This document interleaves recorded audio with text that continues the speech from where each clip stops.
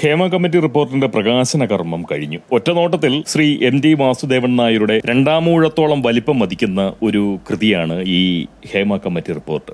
താളെണ്ണത്തിൽ ഏതാനും കടലാസിന്റേതായിട്ടുള്ള മുൻതൂക്കം ഒരുപക്ഷെ രണ്ടാമൂഴത്തിന് കണ്ടേക്കാമെന്ന് മാത്രം.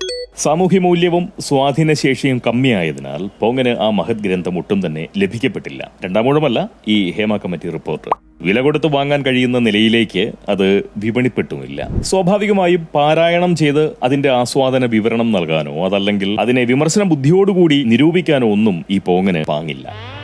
പോങ്ങന്റെ ഈ പരിമിതി ഏവരും സദയം ക്ഷമിക്കണം. പാരായണം ചെയ്യാനുള്ള ഭാഗ്യം ലഭിച്ചില്ലെങ്കിലും രണ്ടാമൂഴത്തിന്റെ അത്ര തന്നെ സാഹിത്യശുദ്ധിയും ആശയഗാംഭീര്യവും ഈ ഹേമ കമ്മിറ്റി റിപ്പോർട്ടും വെച്ച് പുലർത്തുന്നുണ്ടാവുമെന്നാണ് പോങ്ങന്റെ ഒരു പ്രതീക്ഷ. എന്റെ പ്രതീക്ഷ സത്യമാവട്ടെ എന്ന് ഞാൻ എന്നെ തന്നെ ആശംസിക്കുന്നു. അതിലെന്തെങ്കിലും ഒരാഭാഗത ഉണ്ടോവാ? ഒരു ആത്മാശംസ. അങ്ങനെ ഇരിക്കെ നമ്മുടെ സ്ത്രീപക്ഷ കേരളം ഭരിക്കുന്ന നാരീ സൗഹാർദ്ദ സർക്കാരിന് ഒരു വെളിപാടുണ്ടായി. അതായത് മലയാള മണ്ണിൽ പെണ്ണുങ്ങൾ അനീതിക്കും അതിക്രമത്തിനും ഇരപ്പെടുന്ന ഒരേ ഒരു രംഗം സിനിമാ രംഗമാണ്. അതുകൊണ്ട് ചലച്ചിത്ര രംഗത്ത് പ്രവർത്തിക്കുന്ന സ്ത്രീകൾ നേരിടുന്ന അനീതിയും അക്രമവും പരിശോധിക്കണം. വളരെ വിശദമായി പരിശോധിച്ചതിന് ശേഷം അനുവദനീയമായിട്ടുള്ള അളവിൽ കൂടുതലായിട്ടുള്ള അനീതിയും അക്രമവും സിനിമാ മേഖലയിലെ സ്ത്രീകൾ അനുഭവിക്കുന്നതായി കണ്ടെത്തിയാൽ അതിനെ നിയന്ത്രിത അളവിലുള്ള അനീതിയും അക്രമവുമായി കുറയ്ക്കാൻ വേണ്ട പരിഹാരങ്ങൾ ഉദാരമായി നിർദ്ദേശിക്കണം. ഇതിനായി 2017 സംസ്ഥാന സർക്കാർ ഒരു കമ്മിറ്റി രൂപീകരിച്ചു. അതാണ് ജസ്റ്റിസ് ഹേമ കമ്മിറ്റി. ന്യായാധിപ സ്ഥാനത്തു നിന്നും വിരമിച്ച ശ്രീമതി K. ഹേമ അധ്യക്ഷയായിട്ടുള്ള ഈ കമ്മിറ്റിയിൽ മുതിർന്ന അഭിനേത്രിയായിട്ടുള്ള ശാരദ, അതുപോലെ തന്നെ IAS ഉദ്യോഗസ്ഥയായിരുന്ന KB വത്സലകുമാരി എന്നീ ശ്രീമതിമാരും ചേർന്നപ്പോൾ അതൊരു 3 അംഗ കമ്മിറ്റിയായിട്ട് അങ്ങോട്ട് മാറി. വാസ്തവത്തിൽ ഈ കമ്മിറ്റിയിൽ ഒരു 2 പേർ കൂടി വേണ്ടതായിരുന്നു. 3 പേർ ചേർന്ന് എന്തിനെങ്കിലും തുനിഞ്ഞാൽ മൂഞ്ചിപ്പോകുമെന്ന അന്ധവിശ്വാസത്തെ മാനിച്ചുകൊണ്ടല്ല പോങ്ങൻ ഇങ്ങനെ പറയുന്നത്. പകരം രാഷ്ട്രീയ പാർട്ടികളിൽ പ്രവർത്തിച്ച് സ്വന്തം ജനസേവനാസക്തി അടക്കുന്ന ധാരാളം സ്ത്രീകൾ നാട്ടിലുണ്ട്. അവരിൽ പലർക്കും പുരുഷലിംഗവുമായി ജനസേവന തൊഴിലെടുക്കുന്ന അവരുടെ സഹപ്രവർത്തകരിൽ നിന്നും കടുത്ത പീഡനം അനുഭവിക്കേണ്ടതായി വരാറുമുണ്ട്. ജനസേവനത്തിന് വേണ്ടുന്ന ഊർജ്ജമാണല്ലോ ഇങ്ങനെ ഈ പീഡന കാര്യങ്ങൾക്കായി വകമാറ്റി ചെലവഴിക്കേണ്ടി വരുന്നത്, അല്ലെ? വേട്ടക്കാരനും ഇരക്കാരിക്കും ഒരുപോലെ ഊർജ്ജവാർച്ച സംഭവിക്കുന്ന ഏർപ്പാടാണ് പീഡനമെന്ന് നമ്മൾ മറക്കരുത്. എന്നുവെച്ചാൽ പീഡനത്തിൽ പങ്കാളിത്തം വഹിക്കുന്ന പുരുഷ വനിതാ നേതാക്കൾക്ക് ഒരുപോലെ ഊർജ്ജ ശോഷണം സംഭവിക്കുന്നുണ്ടെന്നാണ് പോങ്ങൻ പറഞ്ഞതിന്റെ സാരം. എന്തായാലും ഇത് മനസ്സിലാക്കിയ കമ്മ്യൂണിസ്റ്റ് പാർട്ടി പീഡനത്തിലൂടെ ചോരുന്ന ഊർജ്ജ നഷ്ടം പരിഹരിക്കാൻ വേണ്ടുന്ന ഉപായം ആലോചിച്ചു. ഒരു കമ്മിയോട് പീഡിപ്പിക്കരുതെന്ന് പറയുന്നത് പ്രകൃതി വിരുദ്ധമാണ്, അല്ലേ?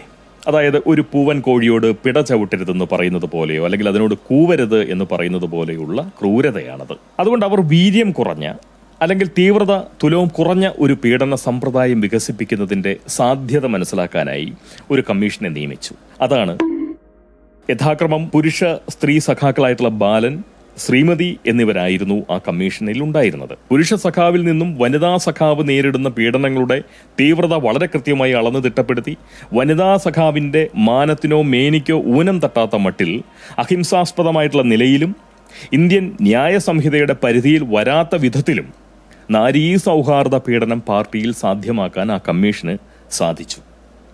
വളരെ നിസ്സാരമായി സാധിച്ചു.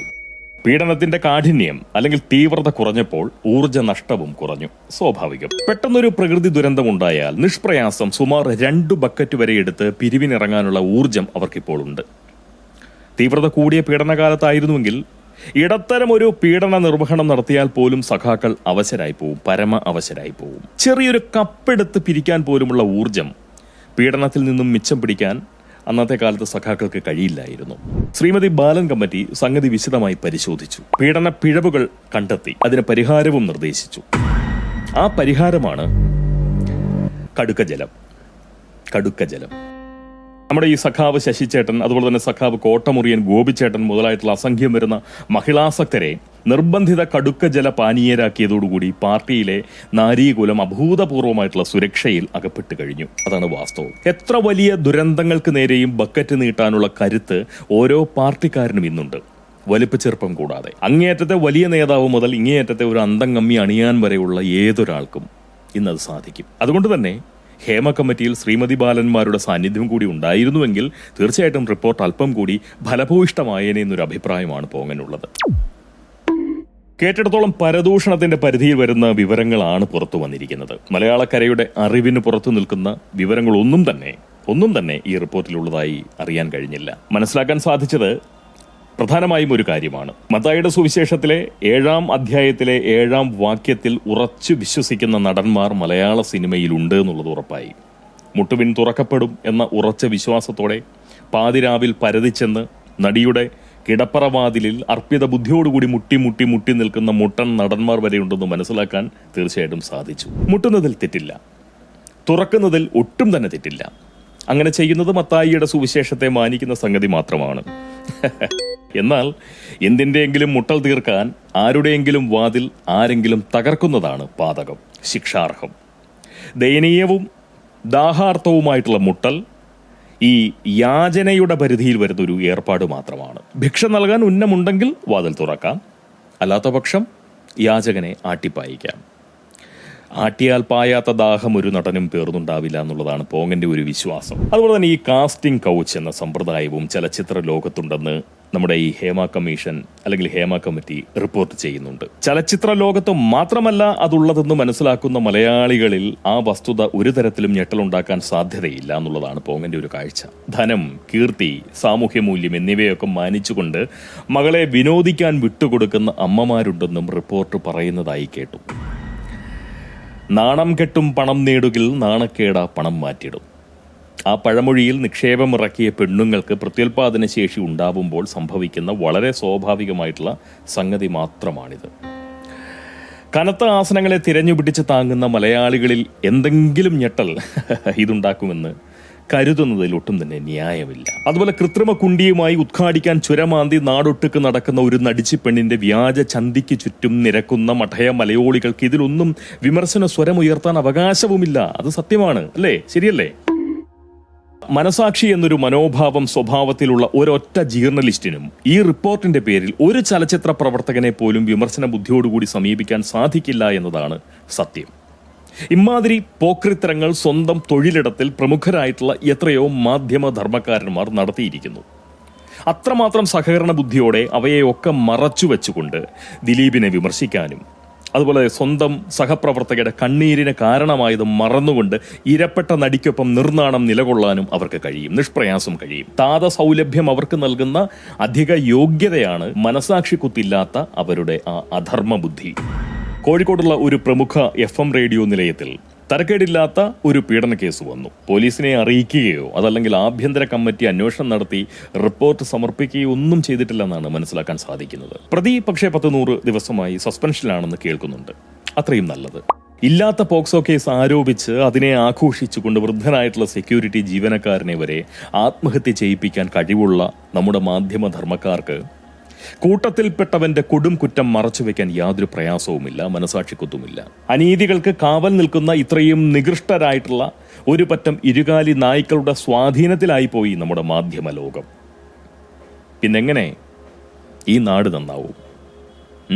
ഉള്ളത് പറഞ്ഞാൽ മാധ്യമ മാഫിയയുടെ കീഴിലായിരിക്കുന്നു ഹരിത നവകേരളത്തിലെ പത്രധർമ്മം. അതാണ് ശരി, അല്ലേ? പരിപൂർണ നാശത്തിലൂടെയല്ലാതെ ഇനി ഈ നാട്ടിൽ ധർമ്മവും നീതിയും ന്യായവും സത്യവും ഒന്നും തലപൊക്കില്ല. പരിപൂർണ നാശത്തിലൂടെ അല്ലാതെ ഇനി ഒരു തിരിച്ചുവരവ് ഒരു നന്മയ്ക്കുമില്ല. മാനവികരെന്ന് സ്വയം തെറ്റിദ്ധരിക്കുന്ന അല്ലെങ്കിൽ സ്വയം തെറ്റിദ്ധരിപ്പിക്കുന്ന വലിയ ഒരു പറ്റം മനുഷ്യവിരുദ്ധരുടെ നിയന്ത്രണത്തിലായിരിക്കുന്നു നമ്മുടെ മാധ്യമ ലോകം. അതാണ് വാസ്തവം. ഇപ്പോൾ പ്രകാശന കർമ്മം കഴിപ്പിച്ച ഈ ഹേമ കമ്മിറ്റി റിപ്പോർട്ടിന്റെ യഥാർത്ഥ ഗുണഭോക്താക്കൾ ആരാണെന്ന് ചോദിച്ചാൽ അതിപ്പോ സൂര്യൻ കിഴക്കാണ് ഉദിക്കുന്നതെന്ന് ഞാൻ പറഞ്ഞിട്ട് വേണോ നിങ്ങളറിയാൻ? നല്ല ശേലായി. ഒന്ന് പറയാം, കട്ടുമുടിക്കാതെ മുടിച്ച് കക്കുന്ന മന്നന് പിടിച്ചു നിൽക്കാനും പിടിപ്പുകേട് മറച്ചു പിടിക്കാനും നല്ലോണം അറിയാം. നമ്മൾ മലയാളികൾക്ക് ഈ അപകടത്തിൽ നിന്നും രക്ഷപ്പെടാൻ ഇനി ഒന്നേ ചെയ്യാനുള്ളൂ, ഒന്ന് മാത്രം. അതാണ് അവസ്ഥ. കഷ്ടം എന്നല്ലാതെ എന്താ പറയണ്ടേ? ഈ റിപ്പോർട്ട് പോലും ഇപ്പോൾ ഈ സമയത്ത് ഇങ്ങനെ പുറത്തു വന്നത് വാസ്തവത്തിൽ നമ്മൾ പൊതുസമൂഹത്തെ കളിയാക്കുന്നതിന് തുല്യമാണ്. ഇത്രയേ ഉള്ളൂ. നമ്മൾ ഇതിലൊക്കെ വീണുപോകുന്നവരാണ് നമ്മൾ എന്നുള്ള ഒരു ബോധ്യം നമ്മളുടെ അധികാരികൾക്കുണ്ട് എന്നുള്ളതാണ് വാസ്തവത്തിൽ നമ്മൾ മനസ്സിലാക്കേണ്ട ഒരു സംഗതി, തല കുനിച്ചു പോകും, നാണം കെട്ടു പോവും, തൊലിയുരിഞ്ഞു പോവും. അഭിമാനം എന്ന് പറയുന്ന ഒന്നിൻ്റെ സാന്നിധ്യം മനസ്സിൻ്റെ എവിടെയെങ്കിലുമുള്ളവർക്ക് നാണം കെട്ടു പോകും, തലകുനിച്ചു പോവും. എന്ത് കഷ്ടമാണെന്ന് ആലോചിച്ച് നോക്കണേ കാര്യങ്ങൾ. ആരോട് പറയാൻ അല്ലേ? നമ്മളെല്ലാവരും ധർമ്മബുദ്ധിയുള്ളവരാണ്, നീതിബോധമുള്ളവരാണ്, മാനവിക ബുദ്ധിയുള്ളവരാണ്, ഒക്കെ ശരിയാണ്. പക്ഷെ ഫലത്തിൽ, ഗുണത്തിൽ ഒന്നും കൊള്ളുന്നില്ല. പറയുമ്പോൾ ഇതൊക്കെയാണ്, എല്ലാ കേമപ്പെട്ട കാര്യങ്ങൾ മാത്രമാണ് നമ്മളൊക്കെ പറഞ്ഞുകൊണ്ടിരിക്കുന്നത്. പക്ഷെ ഇത്തരം അനീതികൾക്ക് നേരെ ഒരു ചെറുവിരലനക്കാൻ നമുക്കൊന്നും സാധിക്കുന്നുമില്ല. അല്ലെങ്കിൽ ഇത്തരം അനീതികളെ സഹിക്കുകയല്ലാതെ, അല്ലെങ്കിൽ നമ്മുടെ സഹനശേഷി കൊണ്ട് ഇത്തരം അനീതികളെ നേരിടുകയല്ലാതെ നമുക്ക് മറ്റൊന്നും ചെയ്യാൻ കഴിയുന്നില്ല. അത് ചെറുതല്ലാത്ത ഒരു കുറവ് തന്നെയാണ്.